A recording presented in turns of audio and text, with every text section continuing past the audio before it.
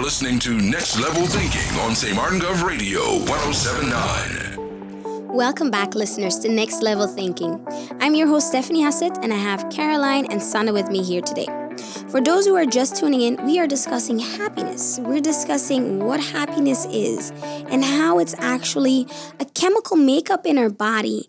We require certain hormones to balance out that happiness and to increase happiness or to decrease happiness.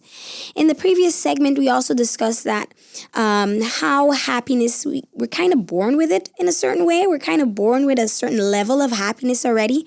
And that certain things that happen to us, that happen in our environment, can influence that. It can influence it positively or negatively. We also discussed that how we actually are pretty resilient already and that certain downfalls in our lives can help us become more happy or become happier over time. Now, in this segment, we want to discuss more and we want to focus more on how we can become more happy, how we can take more control, on our own happiness in life. We already mentioned the hugs. I want to mention them again. You want to, how You need a important hug, these Sana. hugs are. Yeah. Exactly. Let's take some time out to give Hugs are Sana a hug. nice. Hugs are good. No, but that's indeed, it really is true. That physical contact moment, but also smiling. Smiling. It might sound odd, but it actually can lift that happiness feeling, that Right. activate that happiness feeling. Well, it's true, because I have that. When you enter a store, you see someone, and when you give a smile, you're so much faster to receive a smile back. And when it happens to me, it feels good. I feel like, it's a good day. I feel like it's like, the clouds just separate and the sun just starts shining. It just really feels like that sometimes. Completely true. And especially when someone doesn't expect that smile of you or Right. that good morning or that, Yeah. It's such a difference than when someone says good morning. Or they come up to you and say, hey, good morning. And you're like, okay, yeah. Hey, good morning. It is a good morning. It really helps how people, what the energy that they give you and the energy that you receive. You feel it in your body as well. It's not just showing them that smile and just continuing your day. I really feel that energy in my body. It's like an uplifting It's funny because experience. it's going on right now. Like someone said smiling and everyone started smiling and I know Yeah. it's like, yes, let's smile, people. This is a good segment. We're going to talk about how to get happy. Yeah. And that makes you feel good immediately. So it has a direct effect on your happiness level. So that's a good thing. So every now and then, wake up, stand up, smile, be active with that. Look in the mirror, smile to yourself for a moment. So I recently listened to a TED Talk. And I can't really remember who it was, but this lady said something really nice. She said, fake it until you become it. So not fake it until you make it. Fake it until you become it. And it's like taking this, I don't know if anyone watches this cool series about all these doctors in a hospital. And it's been going on for ages. In one of the episodes, this started off at one of the surgeons had to do a very important surgery. And they did this super Wonder Woman pose in the beginning. And just standing like that for 2 minutes, taking this grandeur pose, this pose of, feeling big and strong really helped. It boosted confidence. It boosted. So I can imagine with happiness, if you just put on that smile, if you just let your body give that message that it internalizes eventually. So it's both ways. It's not just thinking about happiness and then you start feeling happiness, but it's also about changing your posture in a happy posture. Right. And that's sending the message to your brain. And then instantly you think about happy thoughts. Yeah. Yeah. Yeah.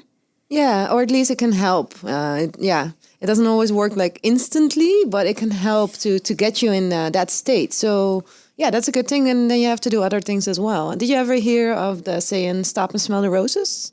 That's also a saying that you can use. Sounds familiar. Yeah, stop and smell the roses is something that, that can also help with creating happiness. Did you know that scent also has an influence on our happiness level? Oh, really? Yeah. So if every now and then, I think you told in the episode before that every now and then you water plants, right? To have your mindfulness moment. Mm-hmm. And maybe if you get some flowers there too and smell them every now and then, that will help also with Just take in that lovely flowery scent. Yeah, Yeah. it influences your happiness, but also to become calm, people use scent as well. Yeah. Well, and I can imagine, I mean, if my aunt, for example, makes yambo, or she makes stoba, or she makes one of the good things, then I come in and I just smell it, and it immediately you're like, this is good. I feel good. There's good food coming. I hear your smile even now, right? Exactly. Your smile is there, and I see it, but the people listening cannot see it, of course. But you can even hear it in the way that you're talking, that you're smiling. That smell instantly triggers a memory, instantly triggers that thought, that feeling of, yes, that makes me happy. A good plate of food. Yeah. And also colors have an influence on how we feel. And there's even a study that says that colors go really hand in hand with happiness. For example, yellow is the color related to happiness, to feeling happy. And gray is something that is more related to depression. I can imagine. I actually had clients before, and it was a young lady in the Netherlands, and she used to wear a lot of black. But on some days, when she felt a little bit better, she wore red. So you could see just by looking at the clothes that she was wearing, in that, telling us how she felt that day. Right. Yeah, we often express ourselves with that on that level. And that is also, it's infectious, right? It's happiness. If you see a happy person, that can like jump over to you. And we can help others by being happy. Yeah, I can. But maybe also by taking someone to do something that makes you feel happy. We discussed dopamine in the previous segment, that activator hormone. Mm-hmm. I know that if I stay at home and I sit down, some days you just have like lazy days. I don't necessarily feel sad, but when I stay in this complacent mode, nothing really happens. It doesn't really trigger anything. While when someone comes to the door like spontaneously and says, you know what, let's go for a drink.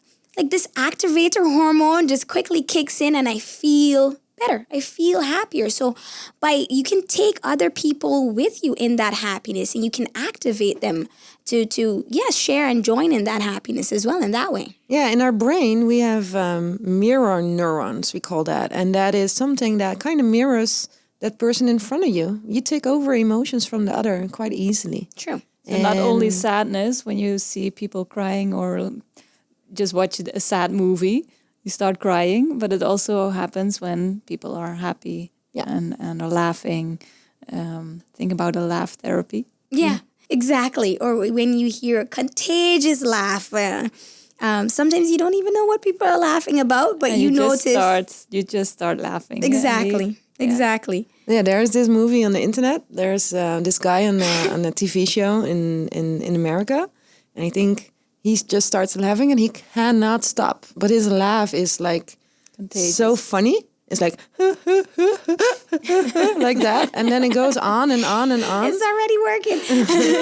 And it's like, when you look at it, you just gotta laugh at a certain moment. You don't know why exactly, but it's so contagious. It's so funny. So we have laugh therapy. That's something we just mentioned. There are different other therapies. Do you use that in your therapy session, by the way, laugh therapy? Honestly, I don't. I've did it before. It was we did an exercise that is used in laugh therapy, and it was hilarious. We had to lay in a circle, and we had to put our heads on someone else's stomach. So what happens to your stomach when you laugh? It goes crazy, it goes up and down.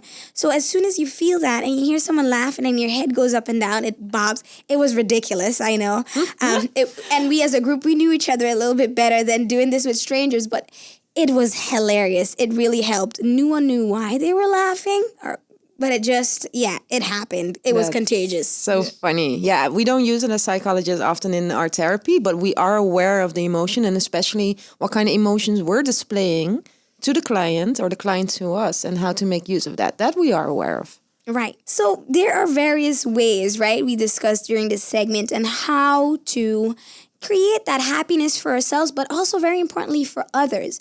I think we all noticed that during this segment we discussed factors that we can do ourselves, but also how we can influence others to feel.